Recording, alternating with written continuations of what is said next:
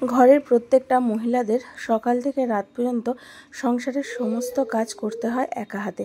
আর এই কাজগুলো যদি কিছু ঘরোয়া টিপস ফলো করে আমরা করে নিতে পারি, তাহলে সংসারের থেকে অনেকটা সময়, খরচ, পরিশ্রম সে বেঁচে যায়। সেরকমই আজকে কিছু ঘরোয়া টিপস নিয়ে চলে এসেছি। আশা করছি অন্যান্য দিনের টিপসের মতো আজকের টিপসগুলো তোমাদের অনেকটা কাজে লাগবে। আর কাজে লাগলে বন্ধুরা অবশ্যই একটু লাইক আর শেয়ার করে দিও। চলো বন্ধুরা, চলে এসেছি প্রথম টিপসে।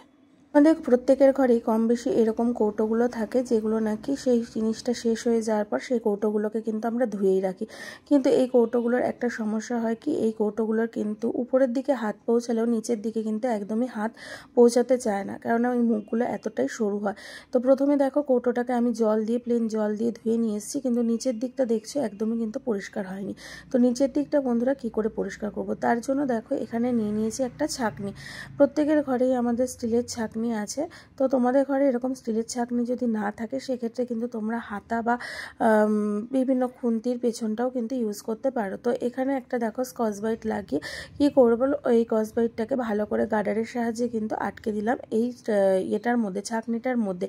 এরপরে এই কৌটোটার মধ্যে একটুখানি সামান্য পরিমাণে ভিম লিকুইড দিয়ে দিলাম, যাতে নাকি একবারে খুব সুন্দরভাবে পরিষ্কার হয়ে যায়। ভিম লিকুইড দিয়ে তারপরে স্কচ ব্রাইটটাকে একটু জল দিয়ে ভিজিয়ে তারপরে কিন্তু সুন্দরভাবে এইভাবে দেখো নিচের দিকটা কিন্তু পরিষ্কার করে নিচ্ছি। আর আমি পরে কিন্তু এখানে আর একটা গার্ডার দিয়ে দিয়েছি, যাতে আমার স্কচ ব্রাইটটা পড়ে না যায় বা খুলে না যায়।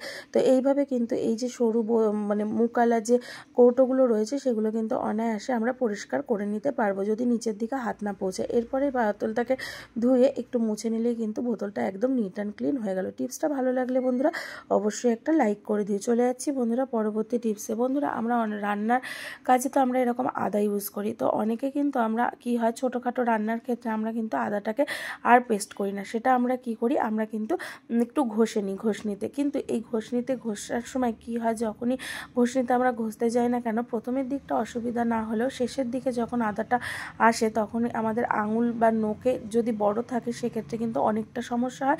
বা এই ঘষনির দ্বারা, ঘষনিতে যদি ধার থাকে, সেক্ষেত্রে আমাদের আঙুলের মাথাও ছুলে যাওয়ার সম্ভাবনা থাকে।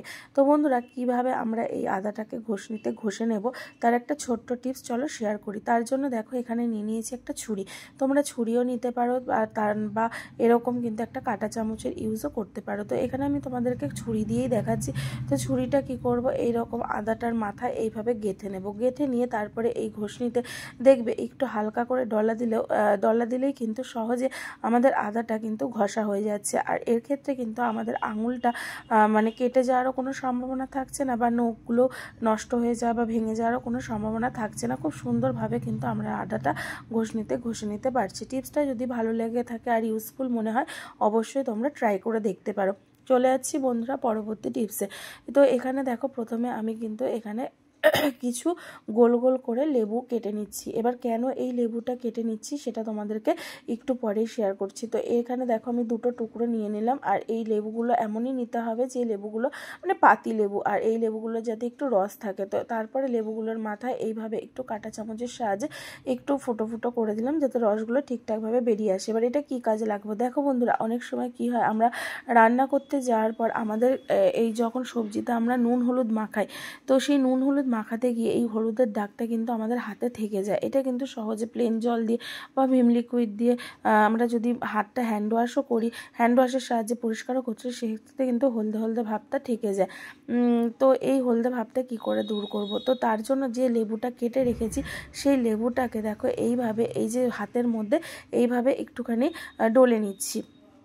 এরপরে কি করতে হবে বন্ধুরা, এই একটাও করতে পারো আর একটা হ্যাকও করতে পারো। অনেক সময় কি হয়, খাওয়ার পর যদি তরকারিতে অতিরিক্ত পরিমাণে হলুদ হয়ে যায়, তো খাবারের পর হাত আর নখগুলো কিন্তু একদম হলদেটে থেকে যায়। আর সেক্ষেত্রে কিন্তু নখ আর ওই হাতের চামড়ার থেকে সেই হলুদের দাগটা কিন্তু উঠতে যায় না, আর পরে সেটা চামড়ার আকারে উঠতে থাকে। তো সেটার থেকে রক্ষা পাওয়ার জন্য কি করবে, প্রথমে কিন্তু তোমরা একটু ইসুদুষ্ণ গরম জল করে নেবে। গরম জল করে তার মধ্যে লেবুর টুকরো টুকরোগুলোকে দিয়ে মানে লেবুর রসটাকে একটু নিংড়ে নেবে, নিংড়ে দিয়ে সেই খোসাটার সাহায্যে কি করবে, হাত দুটোকে ভালো করে ডলে নেবে। ডলে নিয়ে তারপরে হাত দুটোকে একটু মানে কচলালেই দেখবে সুন্দরভাবে হাতটা কিন্তু অনেকটা হলুদের দাগটা যতটা পরিমাণ ছিল তার থেকে কিন্তু অনেকটা হালকা হয়ে গেছে। তো দেখো এখানে আমার জলের কালারটা দেখতেই পারছো, পুরো হলদেটে হয়ে গেছে, আর হাতও কিন্তু একদম নিট অ্যান্ড ক্লিন হয়ে গেছে। টিপসটা ভালো লাগলে অবশ্যই বন্ধুরা একটা লাইক করে দিও।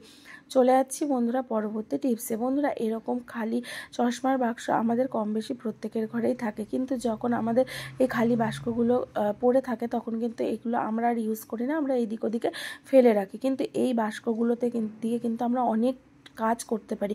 কোথাও আমরা ঘুরতে গেলাম সেক্ষেত্রে কিন্তু এই বাক্সগুলো অনেকটা কাজের, সেটারই আজকে একটা টিপস শেয়ার করব। দেখো এখানে নিয়েছি একটা মোটা ধরনের কাগজ। তো সেই কাগজটাকে কি করব, এই যে চশমার খাপের মাপ অনুযায়ী কিন্তু এই রকম ফোল্ড করে করে মানে 3টে ভাঁজ করব এখানে। তো এখানে দেখো 3টে ভাঁজ করে নিলাম উঁচু উঁচু করে। এবারে ভালো করে সাইজ করে আমি কিন্তু এই চশমার খাপের যে সাইজটা হয় সেই সাইজে কিন্তু আমি মাপ করে কেটে নিয়েছি। এরপরে কি করব, সেট করে কিন্তু এই খাপটার মধ্যে এইভাবে আটকে দেব। তবে মাথায় রাখতে হবে এটা করার সময় কিন্তু একটু সময় সাপেক্ষ মানে সময়ের ব্যাপার আছে, কারণ এটাকে পুরোপুরি প্রপারভাবে এই কাগজটাকে সেট করা সেটাই কিন্তু একটু সময় সাপেক্ষ আছে। এবার এটা কি কাজে লাগাবো, দেখো মাঝখানটা কিন্তু এরকম উঁচু উঁচু করে নিলাম যাতে নাকি আমার জিনিসগুলো সেপারেট থাকে। এবার এটা কি কাজে লাগবে বন্ধুরা, আমরা অনেক সময় কি হয় ঘুরতে যাই বা বাইরে বেড়াতে যাই, সেক্ষেত্রে আমরা কি হয় আমরা কিন্তু ওষুধের পুরো একটা স্টিপ নিয়ে চলে যাই। দেখা যায় অতগুলো ওষুধ আমাদের নিয়ে যাওয়ার কোনো প্রয়োজন নেই, বা ছোটোখাটো কোনো ট্যুর প্ল্যান করলাম সেক্ষেত্রেও কিন্তু আমরা ওষুধ নিয়ে যাই। তো অতগুলো ওষুধ নিয়ে যাওয়ার কোনো দরকার পড়ে না। তো এখানে দেখো সেরকম অনুযায়ী কখন কোনটা টাইম সেই অনুযায়ী কিন্তু এখানে আমি পেন দিয়ে লিখে রাখছি। যেমন নাকি এখানে মর্নিং, তারপরে আফটারনুন, মানে যখন যেটা যার টাইম সেই অনুযায়ী কিন্তু এখানে আমি লিখে রাখলাম, যাতে নাকি মনে থাকে যে কোন ওষুধটা ঠিক কখন আমাদেরকে খেতে হবে। তো সেই বা কখন ওষুধটা মানে কি যে ব্রেকফাস্ট খাওয়ার সময় কোন ওষুধটা খেতে হবে, লাঞ্চ খাওয়ার সময় কোন ওষুধটা খেতে হবে, বা ডিনারের পর কোন ওষুধটা খেতে হবে। তো সেই রকমভাবে এখানে কাগজগুলোতে লিখে নিলাম। লিখে নেওয়ার পর এরপরে এই যে ওষুধগুলো দেখতে পারছো, এই ওষুধের এই খাপগুলো এতগুলো নিয়ে যাওয়ার কোনো প্রয়োজনীয়তা নেই।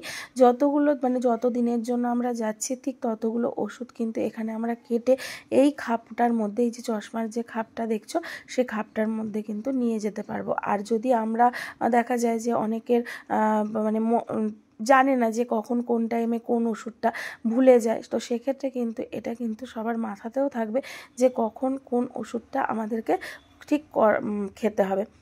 তো এটা একটা টিপস বন্ধুরা, তোমরা কিন্তু অ্যাপ্লাই করে দেখতে পারো। আশা করছি তোমাদের এটা অনেকটা কাজে লাগবে, কারণ এরকম খালি বাক্স কিন্তু কম বেশি আমাদের প্রত্যেকের ঘরেই থাকে, আর সেটা আমরা ইউজ করি না। তো এই টিপসটা কিন্তু তোমরা করে দেখতে পারো, আশা করছি তোমাদের কাজে লাগবে। এবার এটা তোমাদের ছোট ব্যাগ হোক, হাতের কাছে কিন্তু সেই ব্যাগের মধ্যে ঢুকিয়ে রাখতে পারো, প্রয়োজনার্থে সেটা বের করে কিন্তু খেয়ে নিতে পারো। তো বন্ধুরা আজকের এই টিপসগুলো তোমাদের কেমন লাগলো একটা কমেন্ট করে জানিও, ভালো লাগলে লাইক করে দিও, আর একটু শেয়ার করে দিও, নতুন বন্ধুরা চ্যানেলটাকে সাবস্ক্রাইব করে দিয়ে পাশে থেকো।